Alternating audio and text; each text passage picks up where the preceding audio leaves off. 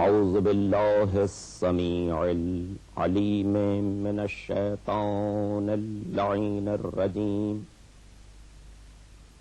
بسم اللہ الرحمن الرحیم الحمد للہ الواحد الاحد الباری الصمد الذی بمشیتہ اراد وقصد وبحکمتہ خلق وأوجد وإلى معرفتہ هدى الناس وأرشد والصلاة والسلام على أول العدد السید الأوحد الرسول المعتمد والجوہر الممرد والدر المنزد والنور المجسد ابی القاسم محمد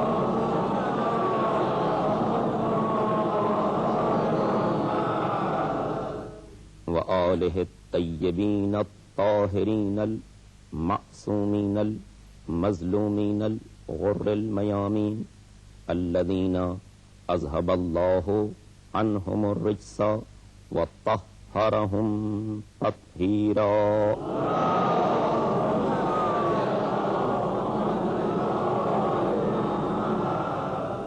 الذین فاز من اعترف بولایتہم واعتقد وخاب من انکرها وجحد اما بعد فقد قال الماجد الامجد فی کتابہ المسدد وقولہ الممجد بسم اللہ الرحمن الرحیم وإذ قال لهم نبیہم ان اللہ قد بعث لكم طالوت ملکا قالوا انا يكون له الملك علينا ولم يؤت سعة من المال قال ان الله اصطفاه وزاده بسطة في العلم والجسم صلوات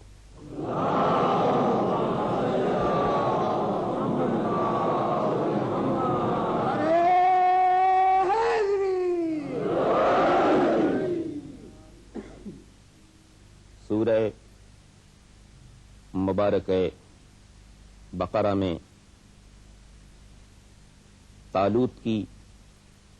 حکمرانی کے سلسلے میں ارشاد ہے مالک دو جہاں کا کہ اس وقت کو یاد کرو جب قوم کے سامنے اس کے نبی نے اعلان کیا کہ اللہ نے طالوت کو تم پر حاکم قرار دیا، تو قوم کے لوگوں نے دریافت کیا کہ طالوت کیوں کر ہمارے حاکم ہو سکتے ہیں جبکہ ان کے پاس مال کی کوئی گنجائش نہیں، مال کی وسعت نہیں۔ نبی نے انہیں جواب دیا کہ طالوت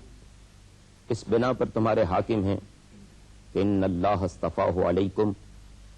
اللہ نے انہیں منتخب کیا، وزادہ بسطۃ فی العلم والجسم، انہیں علم بھی عطا کیا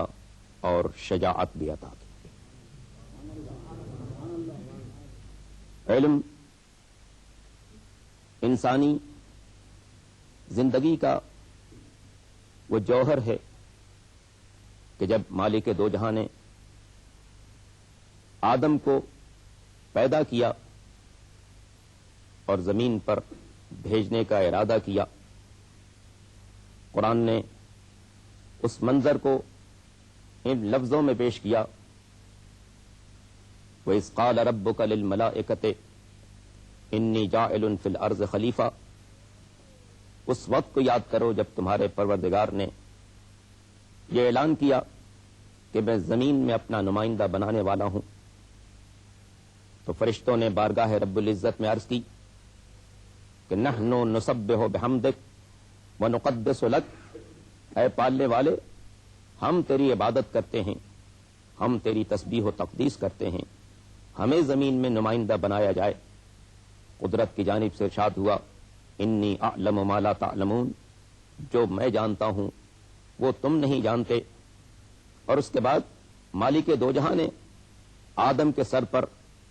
علم کا تاج رکھتے ہوئے ارشاد فرمایا کہ وَعَلَّمَ آدم الْأَسْمَاءَ كُلَّهَا. مالک دو جہاں نے آدم کو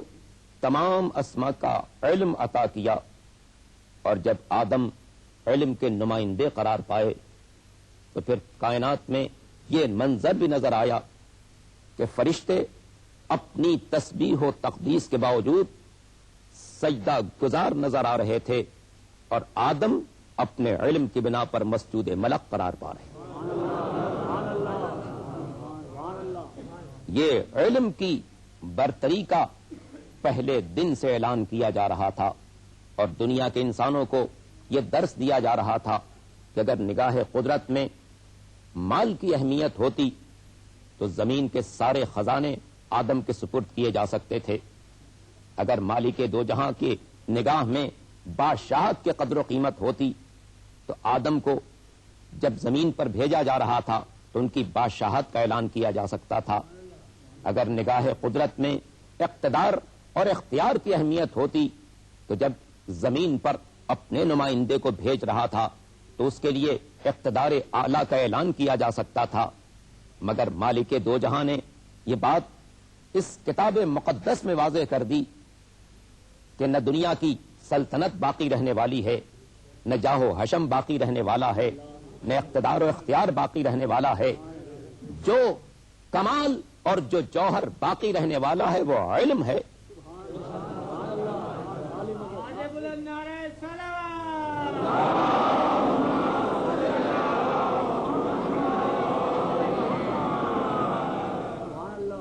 اور یہی وجہ ہے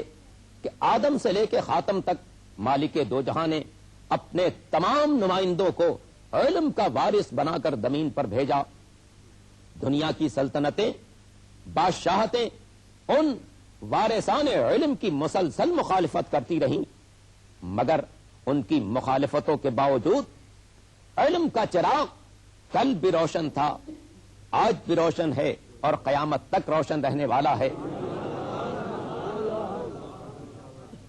یہ علم جو وقار آدمیت ہے، یہ علم جو معراج بشریت ہے، یہ علم جو انسان کی زندگی کو بھی روشن کرتا ہے، اس کے بندگی کو بھی روشن کرتا ہے، راہ حیات کو بھی واضح کرتا ہے، اور جس کے بارے میں ختمیہ مرتبت احمد مجتبی محمد مصطفیٰ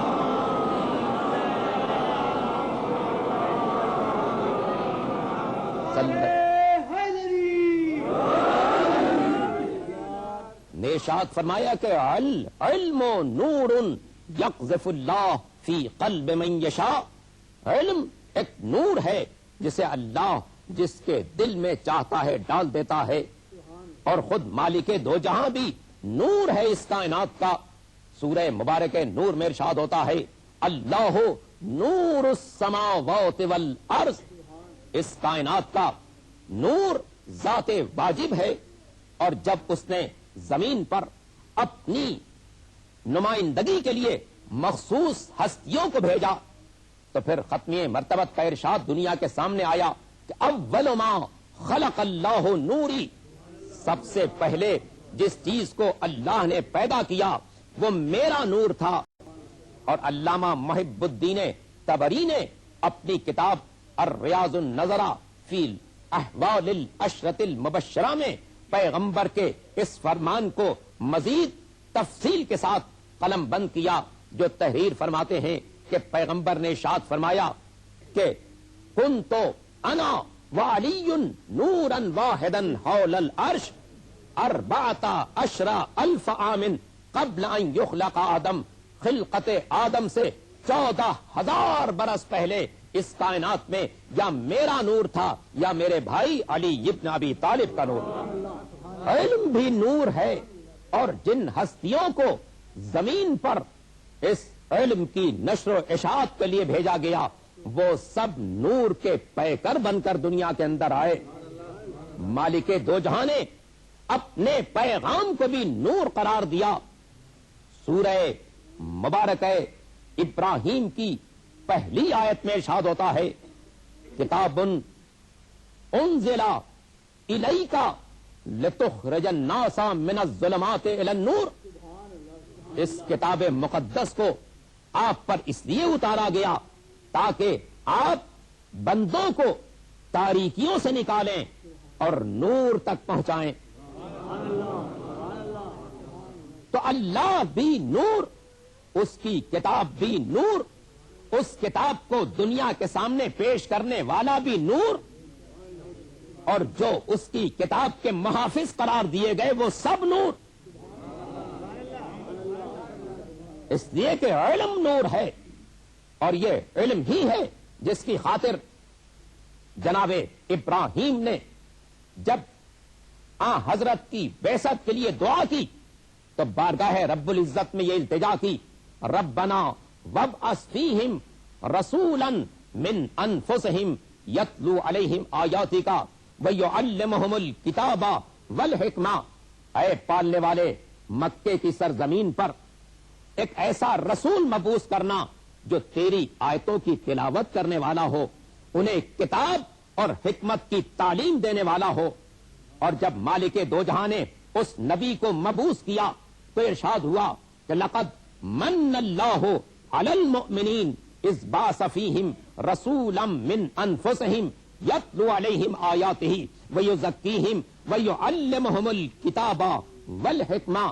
یقیناً احسان ہے اللہ کا صاحبان ایمان پر کہ اس نے ان میں سے ایک نبی مبعوث کیا جس کی شان یہ ہے کہ آیات الہی کی تلاوت کرتا ہے، نفسوں کو پاک و پاکیزہ بناتا ہے، انہیں کتاب کی بھی تعلیم دیتا ہے، انہیں حکمت کی باتیں بھی بتاتا ہے.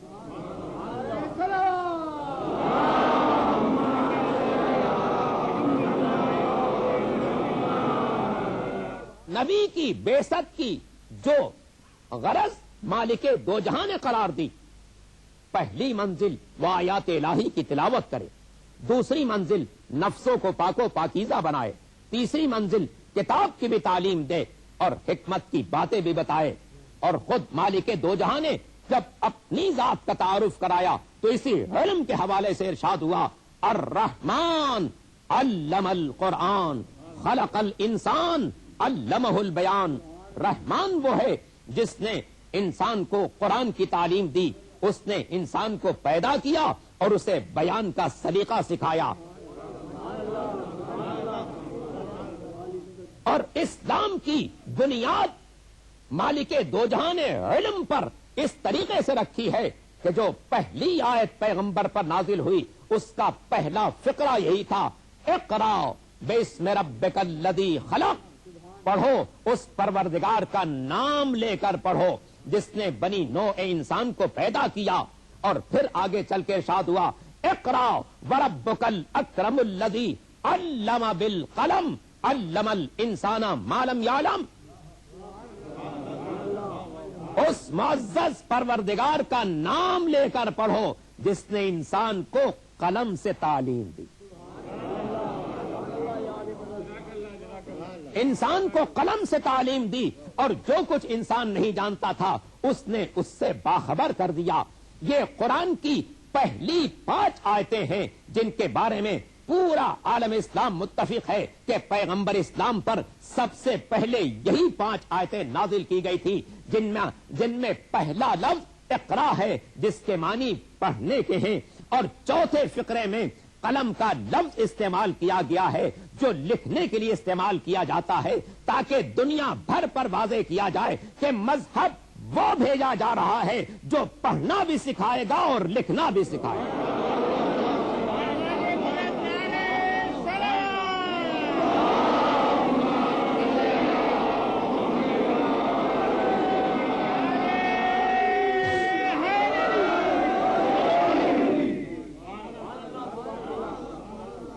دین وہ بھیجا جا رہا ہے جس کا پہلا پیغام تعلیم ہے کہ بنی نوع انسان کو شعور زندگی بھی عطا کیا جائے، شعور بندگی بھی عطا کیا جائے. نبی کی آمد کی غرض یہی قرار دی گئی کہ بندگان خدا کو علم کے جوہر سے مالا مال کرے. اور وہ نبی جس کے لیے ارشاد ہوا تبارک الذی نزل الفرقان علی عبدہ لیکون للعالمین نذیرا. پاک اور بے نیاز ہے وہ ذات جس نے اپنے بندے پر اس کتاب مقدس کو نازل کیا تاکہ وہ تمام جہانوں تک اللہ کے پیغام کو پہنچا دے.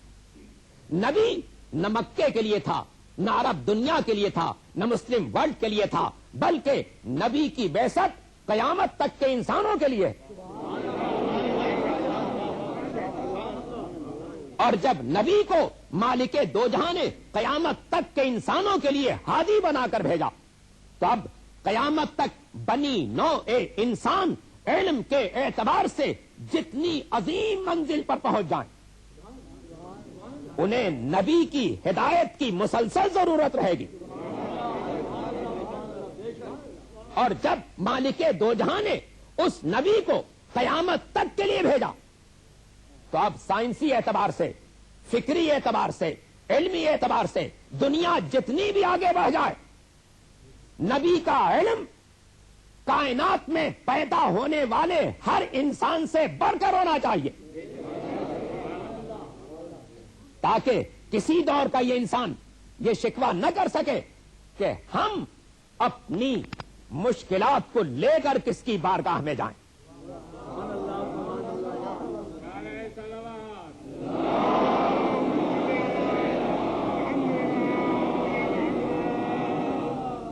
تو یہ منزل علم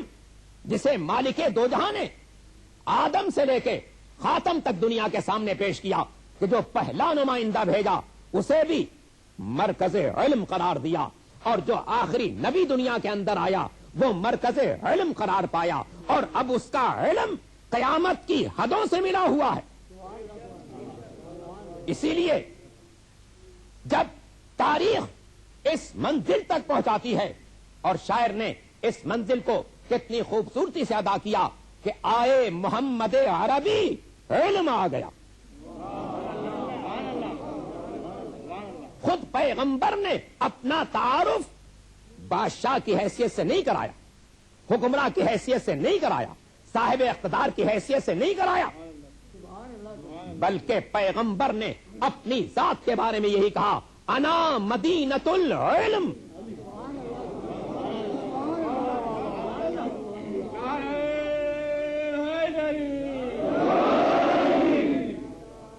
انا مدینۃ العلم وعلی بابھا، میں شہر علم ہوں، علی اس کا دروازہ ہے. نبوت کی منزل ختم ہونے والی ہے، امامت کا سلسلہ شروع ہونے والا ہے. مجھے شہر سلطنت مت سمجھنا، مجھے شہر اقتدار مت سمجھنا، مجھے شہر حکومت مت سمجھنا، مجھے شہر بادشاہت مت سمجھنا.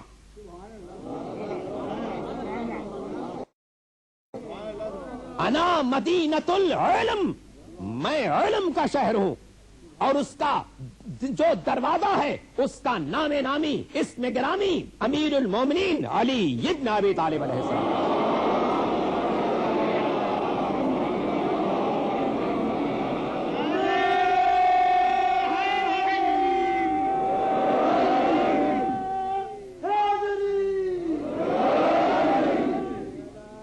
یہ علم کی عظمت کا بھی اعلان ہے، اور باب نبوت کے ختم ہو جانے کے بعد امامت سے بنی نوع انسان کی وابستگی کی بھی علامت کہ میری ذات چلی جائے دنیا سے مگر علم کا سلسلہ برقرار رہے گا، علم کا سلسلہ برقرار رہے گا. اسی لیے امیر المومنین کے بارے میں تاریخ کیا پیش کرتی ہے کہ ارشاد فرمایا، سلونی قبل ان تفقدونی فإنی اعرف بطرق السماء من طرق الارض. مجھ سے پوچھ لو قبل اس کے کہ میں تمہارے درمیان سے رخصت ہو جاؤں، اس لیے کہ میں جتنا زمین کے راستوں کو جانتا ہوں اس سے زیادہ آسمانوں کے راستوں کو جانتا ہوں.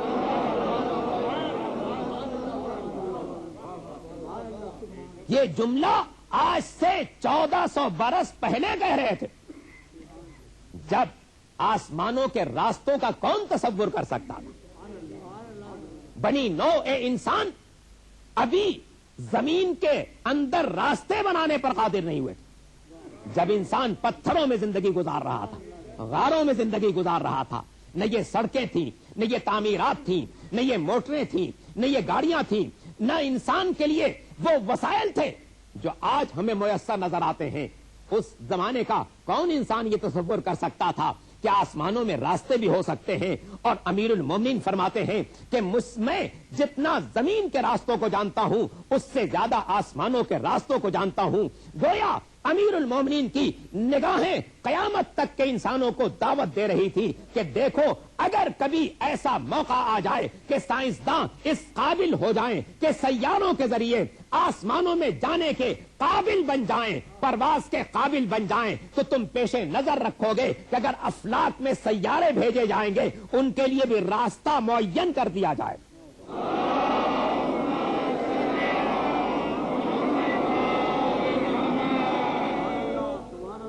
آج جو سیارے آسمانوں میں بھیجے جاتے ہیں, فضاؤں میں بھیجے جاتے ہیں, ان کے لیے روٹ معین کر دیا جاتا ہے, راستہ معین کر دیا جاتا ہے. اگر راستہ معین نہیں کیا جائے گا تو وہ گم ہو جائیں گے, ٹکرا جائیں گے, تباہ ہو جائیں گے. تو آج دنیا اس قابل ہو سکی ہے کہ وہ آسمانوں میں راستے معین کرتی ہے, اور میرے مولا کا یہ فرمان دنیا کے سائنسدانوں کو دعوت دے رہا ہے کہ اگر کبھی اس قابل ہو جاؤ کہ آسمانوں میں سیر کر سکو تو غرور مت کرنا, تکبر مت کرنا, بلکہ یہ حقیقت پیش نظر رکھنا.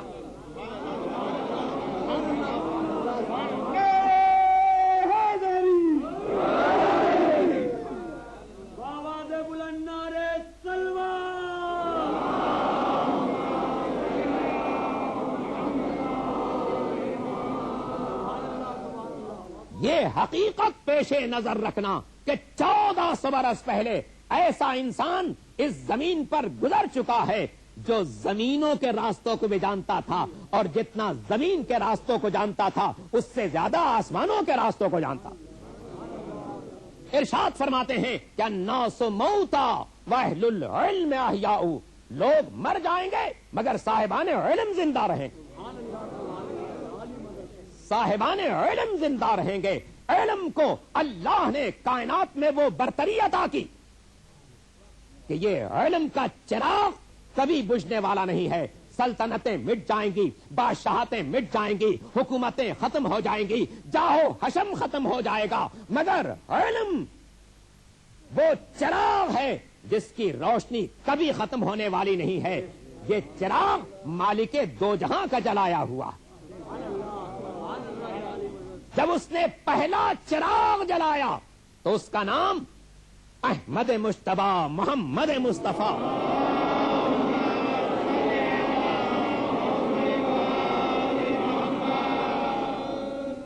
جسے اپنے نور سے تخلیق کیا. ختمی مرتبہ نے خود ارشاد فرمایا اول ما خلق اللہ نوری, سب سے پہلے اللہ نے میرے نور کو پیدا کیا,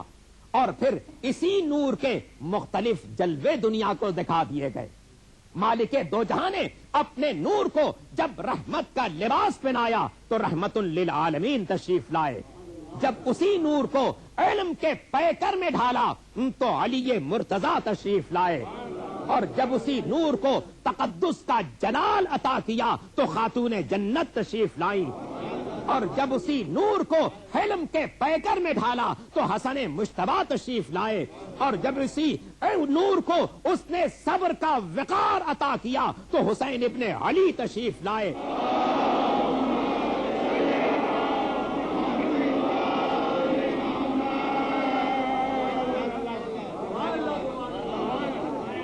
یہ تمام ہستیاں زمین پر نور الہی کا مرقع بن کر آئیں تاکہ زمین کی تاریکیوں کو دور کیا جائے, دلوں کی ظلمتوں کو ختم کیا جائے, انہیں نور الہی سے معمور کیا جائے. اور یہ سب زمین پر اللہ کی نمائندگی بھی کر رہے ہیں, رسول کی نیابت بھی کر رہے ہیں, جن کو پیغمبر اپنی چادر میں جمع کرنے کے بعد بارگاہ رب العزت میں عرض کرتے ہیں اللہم ہؤلاء اہل بیتی وخاصتی وحامتی لحمہم لحمی ودمہم دمی یؤلمنی ما یؤلمہم ویحزننی ما یحزنہم انا حرب لمن حاربہم وسلم لمن سالمہم وعدو لمن آداہم ومحب لمن احبہم انہم منی وانا منہم فاجعل صلواتک وبرکاتک ورحمتک وغفرانک ورضوانک علی وعلیہم واذہب عنہم الرجس وطہرہم تطہیرا۔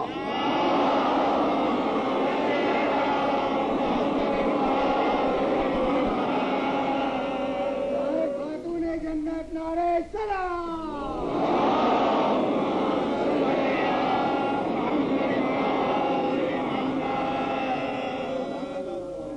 اے پالنے والے، یہی میرے اہل بیت ہیں، یہی میری فطرت ہے، یہی میری ذریت ہے، ان کا خون میرا خون ہے، ان کا گوشت میرا گوشت ہے، جو ان سے صلح کرتا ہے وہ مجھ سے صلح کرتا ہے، جو ان سے جنگ کرتا ہے وہ مجھ سے جنگ کرتا ہے، جو ان سے محبت کرے اس نے مجھ سے محبت کی، جو ان سے عداوت رکھے اس نے مجھ سے عداوت کی۔ اے پالنے والے، تو اپنی تمام رحمتیں، اپنی تمام برکتیں، اپنی خوشنودیاں، اپنی رضامندیاں ان پر بھی نازل فرما، مجھ پر بھی نازل فرما، اور انہیں ہر رجس سے ہمیشہ کے لیے طیب و طاہر قرار دے۔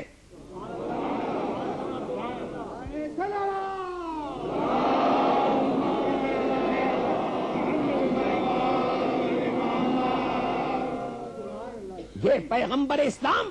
ان کی منزلوں کو نمایاں کر رہے ہیں کہ ان کی عصمت میری عصمت ہے، ان کی طہارت میری طہارت ہے، ان کی عظمت میری عظمت ہے۔ ان میں اول ہو یا آخر ہو، ان کے نام مختلف ہوں گے، القاب مختلف ہوں گے، مگر ان کی سیرت سب کی ایک ہوگی، کردار سب کا ایک ہوگا، منزلت سب کی ایک ہوگی، دین کے لیے قربانی سب کی مسلسل جاری رہیں گی۔ جس دین کو اللہ نے علم کی میراث قرار دیا ہے وہ ان کے ذریعے مسلسل بنی نوع انسان کو ملتا رہے گا۔ ہم ورثہ دار علم کو جب اس منزل پر فائز دیکھتے ہیں کہ پیغمبر دنیا کے سامنے علم کی اس منزل کو پیش کرتے ہیں کہ جہاں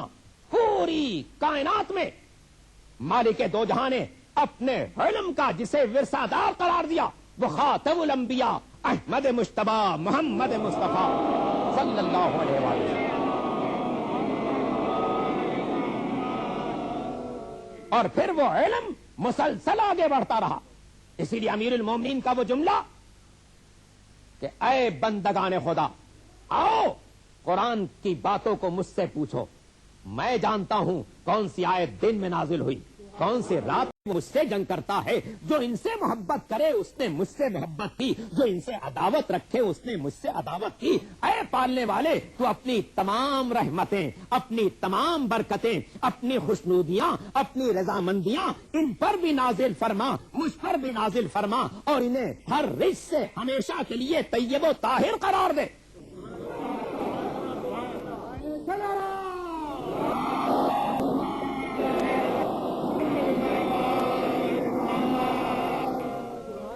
یہ پیغمبر اسلام ان کی منزلوں کو نمایاں کر رہے ہیں کہ ان کی عصمت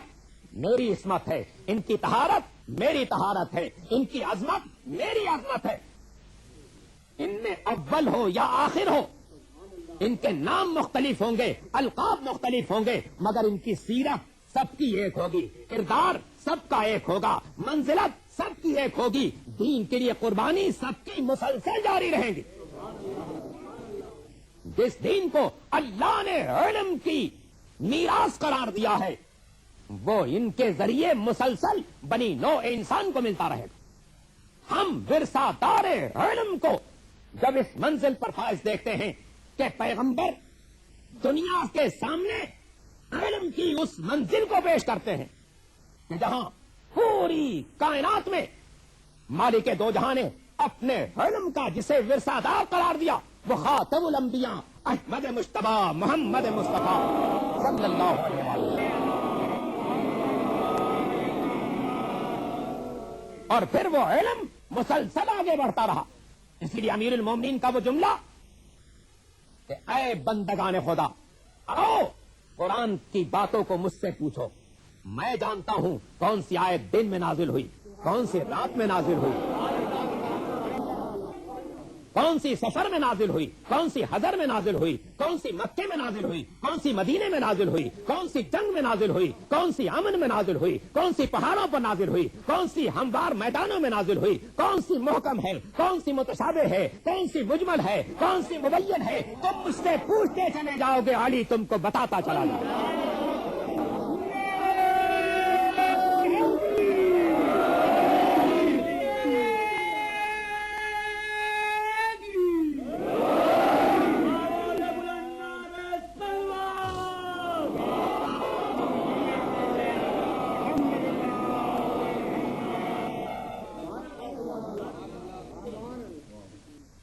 اسلام کی تعلیم علم کی عظمت ہے، جس کا پہلا پیغام اقرا سے شروع ہوتا ہے۔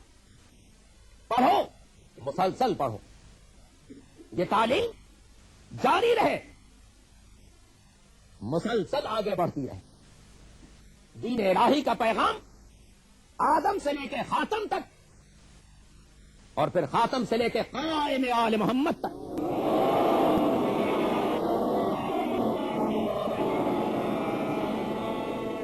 علم کا پیغام،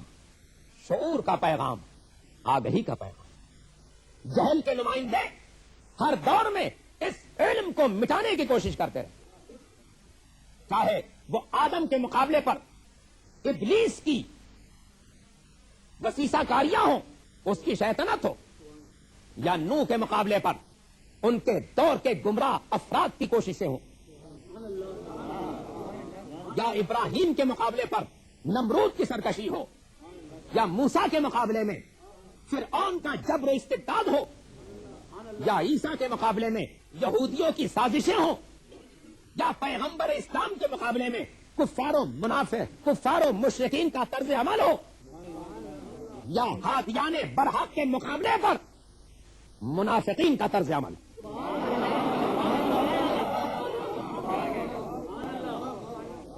ہر دور میں جہل کے نمائندے علم کے چراغ کو گل کرنے کی کوشش کرتے رہے، مگر قدرت کا وعدہ ہے یریدون لیطفئوا نور اللہ بافواہہم واللہ متم نورہ ولو کرہ الکافرون۔ یہ باطل قوتیں چاہتی ہیں کہ اللہ کے نور کو اپنی پھونکوں سے بجھا دیں، واللہ متم نورہ، جبکہ اللہ اپنے نور کو تکمیل کی منزل تک پہنچانے والا ہے۔ ولو کرہ الکافرون، اگرچہ یہ بات منکروں کو کتنی ہی ناگوار کیوں نہ گزرے۔ جس طریقے سے پیغمبر اسلام کے اعلان بعثت کے بعد کفار و مشرکین نے ہر ممکن کوشش کی کہ پیغمبر کو، ان کے مشن کو، ان کے لائے ہوئے پیغام کو، ان کے لائے ہوئے دین کو مٹا دیا جائے، یہاں تک کہ پیغمبر کے لیے مکے میں ٹھہرنا ناممکن ہو گیا۔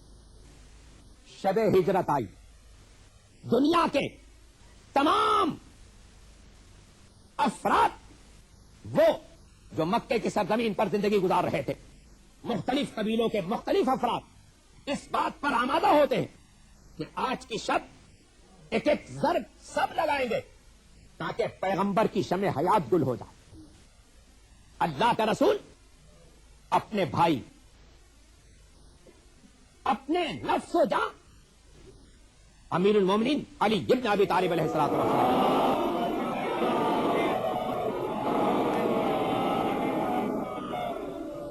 بلاتے ہیں اور کہتے ہیں کہ یا علی، دنیا والوں نے طے کیا ہے، ان کفار و مشرکین نے، کہ آج میری شمع حیات کو گل کر دیں، تم میرے بستر پر سو جاؤ۔ علی نے صرف ایک سوال کیا، اللہ کے رسول، کیا میرے سو رہنے سے آپ کی جان بچ جائے گی؟ خطرہ جانے والے کے لیے نہیں تھا، سونے والے کے لیے تھا۔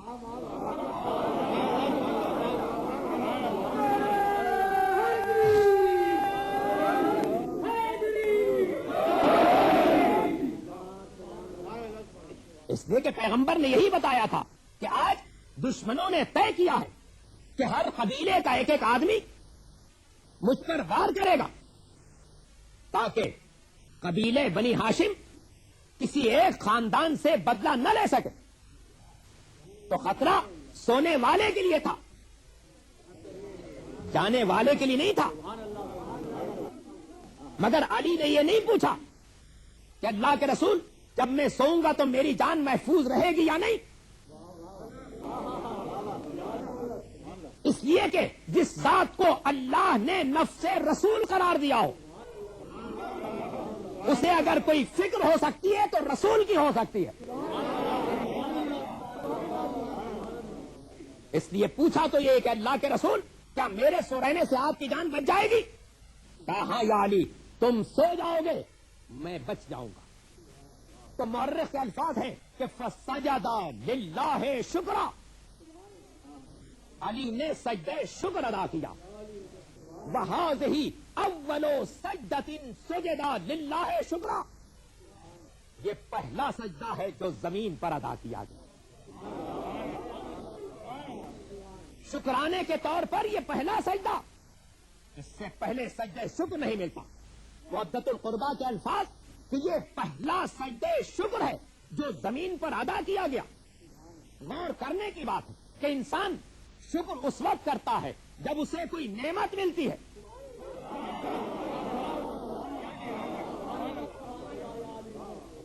مصیبتوں پر صبر کرتا ہے، نعمت ملنے پر شکر ادا کرتا ہے۔ جب جناب ابراہیم نے ایک خواب دیکھا اور بیٹے سے ذکر کیا، یا بنیا انی ارا فی المنام انی اذبحک، بیٹا میں نے خواب میں یہ منظر دیکھا ہے کہ تجھے اپنے ہاتھوں سے خود ذبح کر رہا ہوں، فانظر ماذا تری، بیٹے تو بتا تیری کیا رائے؟ تو جناب اسماعیل اللہ کے نبی جواب دیتے ہیں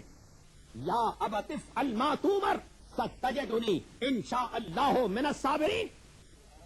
اے بابا آپ کو جو حکم ملا ہے آپ اسے انجام دیں، آپ مجھے صابر پائیں گے۔ تو صبر مصیبت پر ہوتا ہے، شکر نعمت پر ہوتا ہے۔ امیر المومنین شب ہجرت بستر رسول پر سو کر اپنی جان کے نذرانے کو پیش کرنے کو اتنی بڑی نعمت سمجھتے تھے کہ سجدہ شکر ادا کیا۔ اور یہ آل محمد کا اسوہ حسنہ دنیا کے سامنے آیا کہ جب جان کا نذرانہ خدا کی خاطر پیش کیا جائے، دین کی خاطر پیش کیا جائے، مذہب کی خاطر پیش کیا جائے، پیغمبر کی جان بچانے کے لیے پیش کیا جائے، تو یہ جان کا نذرانہ پیش کرنا ایک نعمت پروردگار ہے جس پر شکر ادا کیا جائے۔ تو ھذہ اول سجدۃ سجد للہ شکرا، یہ پہلا سجدہ شکر ہے جو زمین پر ادا کیا گیا۔ گویا اللہ کی بارگاہ میں جو سب سے قیمتی شے ہے اسے پیش کیا جا رہا، سب سے قیمتی شے اس بارگاہ میں پیش کرنے کے لیے جان کے نذرانے کی، اور یہی وہ منزل ہے کہ جو شہیدان راہ خدا ہیں جب میدان جنگ میں اپنی جانوں کا نذرانہ لے کر آتے ہیں تو اسے اپنی زندگی کی بڑی نعمت سمجھتے ہیں، بڑی نعمت سمجھتے ہیں۔ پیغمبر نے دنیا کے سامنے اس حقیقت کا اعلان کیا تھا کہ میرے اہل بیت کا خون بھی میرا خون ہے، ان کا گوشت بھی میرا گوشت ہے۔ اور علی نے شب ہجرت کی حقیقت واضح کی کہ آل محمد دین کی خاطر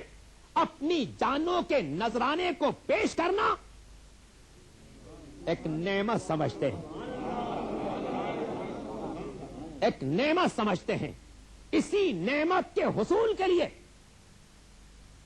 علی کا بیٹا حسین ابن علی مدینہ چھوڑتا ہے۔ جس وقت مدینے سے روانہ ہوتے ہیں زبان مبارک پر ایک فقرہ ہے، الہی من وجدک لم یفقد شیئا ومن فقدک لم یجد شیئا، اے پالنے والے جس نے تجھے پا لیا اس نے کچھ نہیں کھویا، اور جس نے تجھے کھو دیا اس نے کچھ نہیں پایا۔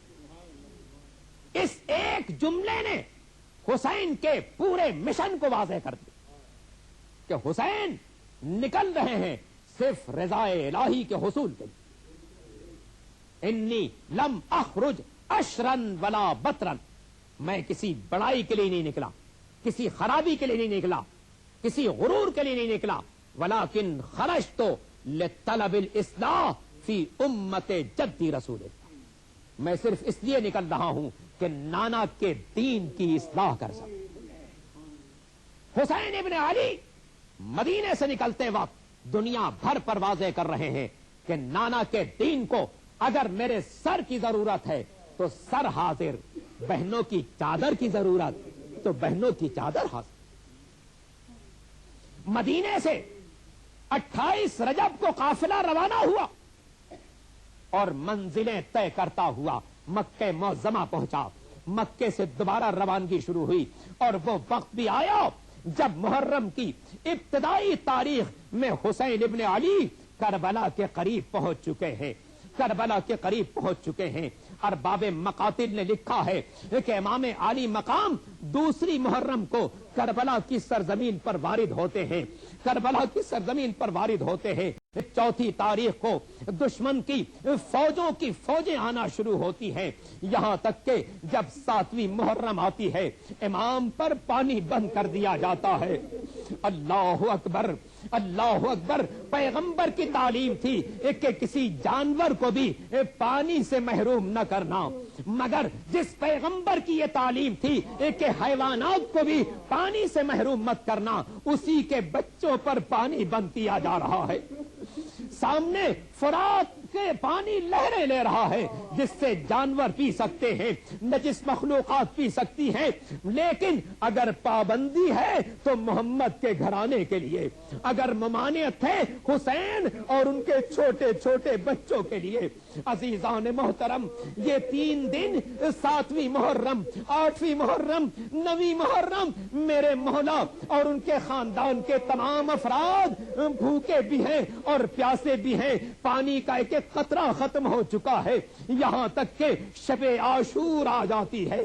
شب عاشور آ جاتی ہے. امام علی مقام اپنے ساتھیوں کو جمع کرتے ہیں، اپنے ساتھیوں سے فرماتے ہیں اے میرے ساتھیوں، اے میرے باوفا دوستو، یہ تم پیش نظر رکھنا، ان دشمنوں کو صرف میرے سر کی ضرورت ہے. اگر تم جانا چاہتے ہو تو یہاں سے جا سکتے ہو، اور اگر دیکھو روشنی میں جاتے ہوئے تمہیں شرمندگی محسوس ہوتی ہے تو میں چراغ گل کیے دیتا ہوں تاکہ رات کی تاریکی میں تم چلے جاؤ. اور اس کے بعد ایک درد بھرا فقرہ کہا، ارشاد فرمایا کہ دیکھو رات کی تاریکی میں جاؤ اور اتنی دور چلے جانا، اتنی دور چلے جانا کہ کل جب روز عاشور میں اپنی مدد و نصرت کے لیے تمہیں آواز دوں. هل من ناصر ينصرنا، هل من مغيث يغيثنا، هل من ذاب يذب عن حرم رسول اللہ کی آواز بلند ہو رہی ہو تو تمہارے کانوں تک میری آواز نہ جائے. جب امام کا خطبہ تمام ہوا ایک ایک مجاہد اٹھا اور اس نے کہا مولا کب تک امتحان لیجیے گا، کب تک امتحان لیجیے گا، یہ تو ایک مرتبہ کا مرنا ہے، ایک مرتبہ کا مرنا ہے. اگر آپ کے قدموں پر بار بار جان دینی پڑے، یہاں تک کہ 1000 مرتبہ شہید کیا جائے، ہمارے جسموں کو خاکستر بنا دیا جائے، تب بھی آپ کی مدد سے منہ نہیں موڑیں گے، آپ کی مدد سے منہ نہیں موڑیں گے. ارباب تاریخ نے لکھا ہے کہ یہ شب عاشور ہی تھی جب جناب زینب ایک موقع پر اپنے بھائی سے پوچھتی ہیں کہ بھیا آپ نے اپنے ساتھیوں کا امتحان لے لیا، کہیں ایسا نہ ہو جب ہر طرف دشمنوں کا نرغہ ہو تو آپ کے ساتھی آپ کا ساتھ چھوڑ کر چلے جائیں. امام علی مقام سے جب جناب زینب نے یہ فقرہ کہا، جناب زہیر قین نے اس فقرے کو سنا، انصار حسینی کو آواز دی، اے انصار حسینی، ارے تم کیسے اطمینان سے بیٹھے ہو، چلو شہزادی کو اپنی وفا کا اطمینان دلا دے. ارباب تاریخ لکھتے ہیں انصار حسینی نے اپنی تلواروں کو نیام میں رکھا، شہزادی زینب کے خیمے کے دروازے پر آئے اور عرض کیا اے شہزادی اگر آپ حکم دیں ہم اپنی تلواروں سے اپنا گلا کاٹ سکتے ہیں، اپنی تلواروں سے اپنا گلا کاٹ سکتے ہیں، مگر آپ کے بھائی کا ساتھ نہیں چھوڑ سکتے۔ اجرکم علی اللہ، یہ شب عاشور ہے، یہ شب عاشور ہے، زہرا کا گھر آباد ہے، خیموں میں بیبیاں موجود ہیں، ان کے لال موجود ہیں، میرا دل کہتا ہے کسی خیمے میں جناب لیلا علی اکبر سے باتیں کر رہی ہوں گی، اے بیٹا تم شبیہ پیغمبر ہو، جوان ہو، مجھے تمہاری شادی کی تمنا تھی، مگر کل دین کی خاطر اپنی جان کا نذرانہ پیش کرنے میں تاخیر نہ کرنا۔ کسی خیمے میں جناب ام فروا قاسم سے باتیں کر رہی ہوں گی، اے بیٹا تم حسن کی نشانی ہو، کم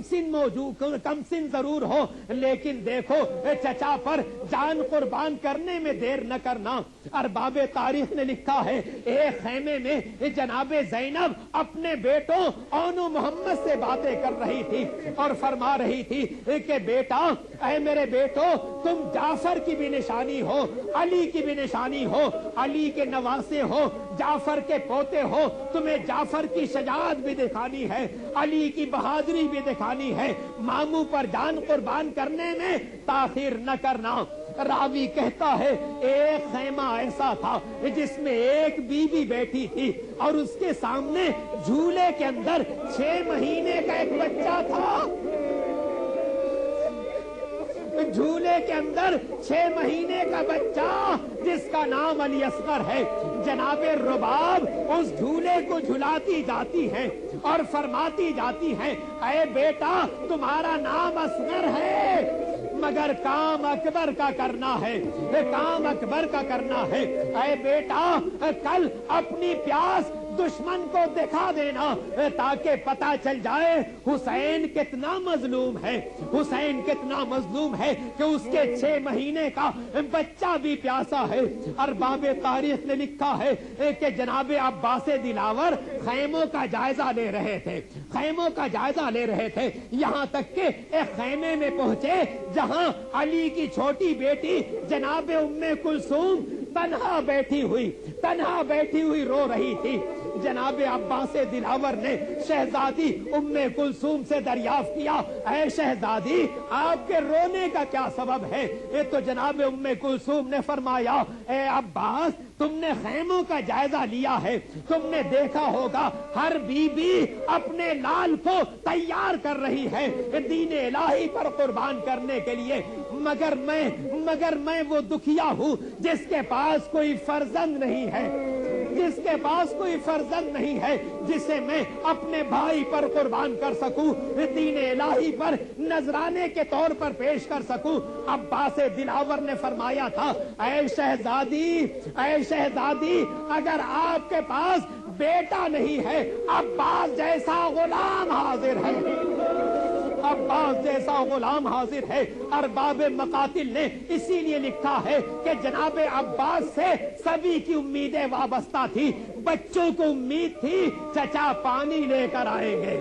چچا پانی لے کر آئیں گے، فوجوں میں قوت تھی علم بردار موجود ہے، بیویوں کو ڈھارس تھی عباس جیسا محافظ موجود ہے۔ ارباب تاریخ لکھتے ہیں جب عصر عاشور عباس دلاور نے سید الشہداء سے کہا تھا آقا کیا مجھے مرنے کی اجازت نہیں ملے گی،